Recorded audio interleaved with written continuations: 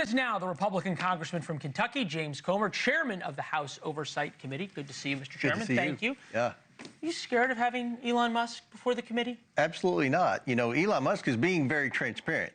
He's tweeting multiple times a day about what thoughts he's having, different aspects of the federal government he's examining and things like that. And I think as long as he's being transparent, I think that that eliminates a big part of what the Oversight Committee is about. We share his goal of trying to reduce wasteful spending, and you mentioned in the monologue that Trump's picking issues that are popular with the American people, and I think the American people want someone in Washington to get the backs of the taxpayers and try to find wasteful spending, and that's what Musk is doing.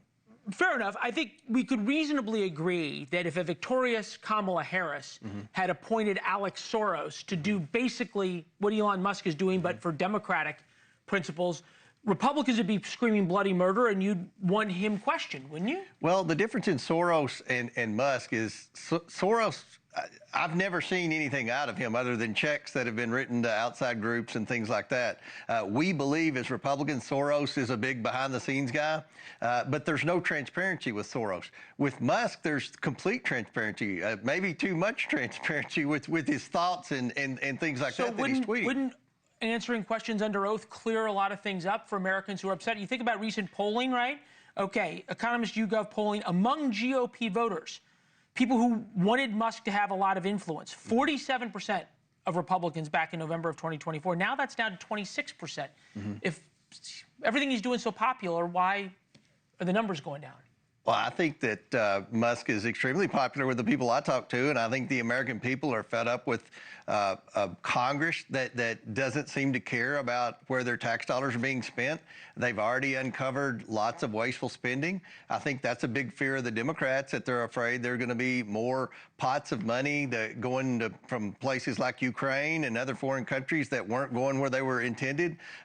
Improper payments, that's a big objective of Elon Musk and Doge, to find who's defrauding the federal government and try to come up with a software system that will prevent cyber attacks and fraud from happening in all the different government agencies. So, look, I think as long as Elon Musk is transparent, I think we'll be good with him. But I would love for Musk to come in front of Congress.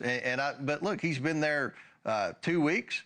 And I don't think he's hiding what he's doing. I think he's being very transparent. A lot of what he's doing is what Trump talked about in the election. I mean, I guess you could say, right, that the people who are attacking Elon Musk aren't necessarily attacking what he's doing, or I should say aren't defending what he's doing. Democrats aren't sitting there defending $20 million for Sesame Street in Iraq. They're attacking Elon Musk. But still, this concept, I think it's interesting, of who is making decisions, whether it is people who've been confirmed by Congress, by the Senate, or whether it is somebody who's basically just been sort of appointed as an outside power like Elon Musk is something that Republicans have always had a hard time at. Take a listen. If you have nameless, faceless bureaucrats who are effectively making law, they are by definition unaccountable. We don't see this as a threat to Article 1 at all. We see this as an active, engaged, committed executive branch authority doing what the executive branch should do. The only way to give our friends in state and local government security is for us to pass a law, not for the bureaucracy to tell us what we did. We know what we did. Oh, it's an insurrection, and Elon Musk doesn't have the authority. Well, sure he has the authority. The president gave it to him. Let me ask it a different way.